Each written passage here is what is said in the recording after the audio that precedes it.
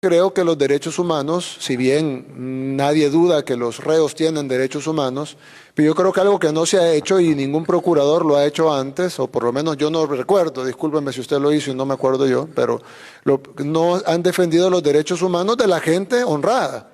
Generalmente defienden como que todo el enfoque de derechos humanos internacional o de las ONGs incluso esté enfocado en los derechos de los delincuentes, que tienen derechos. Nadie dice que los delincuentes no tienen derechos, pero ¿por qué el enfoque es siempre en los derechos de los delincuentes? Y la gran mayoría de la gente honrada,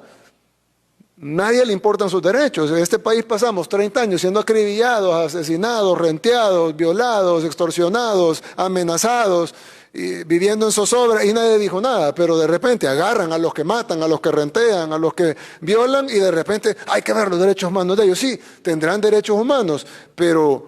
son más importantes los derechos humanos de la gente honrada y creo que eso es algo importante, procuradora, que debe de también investigarse y debe de también reportarse, porque si no, entonces no estamos hablando de derechos humanos, estamos hablando de derechos de los delincuentes, que creo que son dos cosas distintas. Derechos humanos son todos, y los derechos y las personas que no tienen sus derechos restringidos son las personas honradas, porque los otros tienen derechos humanos, pero tienen derechos restringidos. Por ejemplo, no tienen derecho al voto, no tienen derecho a la actividad económica, no tienen derecho a la libertad. ¿Por qué cometieron un delito? Entonces, si se les restringe, en Estados Unidos algunos no tienen derecho a la vida porque les ponen a la silla eléctrica.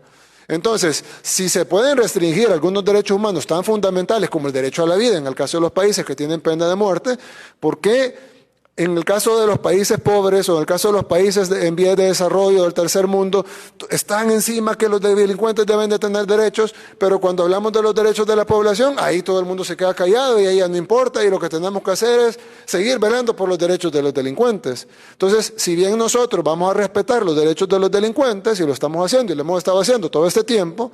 pero nuestra prioridad va a ser los derechos de la población honrada, que son los que no tienen sus derechos restringidos porque no cometieron delito.